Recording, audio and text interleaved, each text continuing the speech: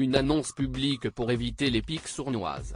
Nommé au Quai d'Orsay depuis maintenant plusieurs jours, le nouveau ministre des Affaires étrangères Stéphane Séjourné a donné ce samedi 20 janvier sa première interview en tant que tel auprès de nos confrères du Parisien.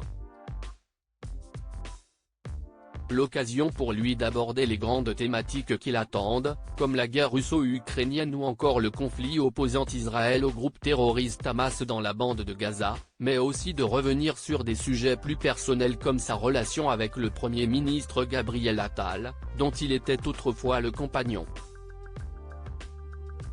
Sur cette question, les journalistes ont voulu comprendre les raisons qui ont poussé le nouveau ministre à révéler de lui-même cette rupture, survenue il y a 2 ans, lui qui, comme Gabriel Attal, joue le plus souvent la carte de la discrétion sur sa vie privée.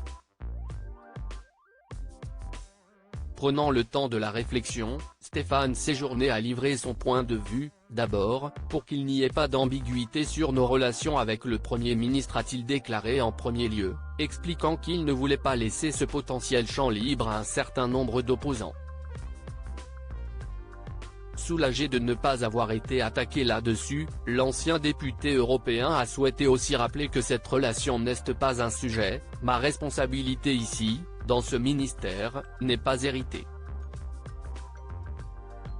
Elle est construite, a-t-il assuré, s'appuyant notamment sur son parcours ou encore sur son travail auprès du chef de l'État. Avec son annonce de rupture, Stéphane Séjourné a donc voulu mettre les choses au clair, sa nomination n'est due qu'à ses efforts, aucunement à un quelconque traitement de faveur. Difficile alors pour ses opposants de l'attaquer sur ce terrain. Gabriel Attal et Stéphane Séjourné, Marine Le Pen et Louis Alliot, ces politiques qui ont travaillé avec leur ex.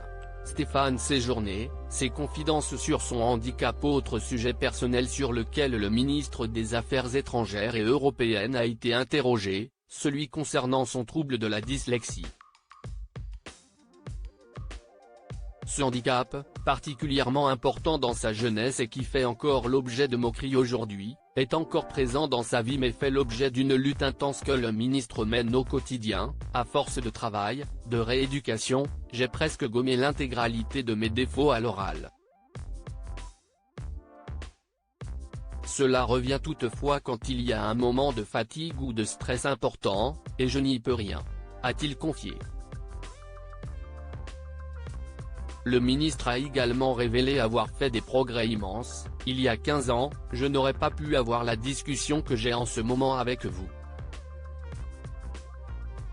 Un handicap certes, mais qui, il l'assure, ne lui pose aucun problème pour son poste. Cela n'a aucune implication sur mon travail, mon efficacité, mes échanges dans les négociations internationales, a-t-il tenu à rassurer nos confrères.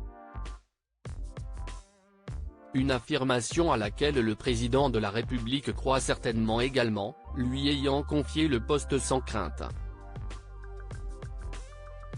Crédit photo, Jacques Whitpoul Best Image.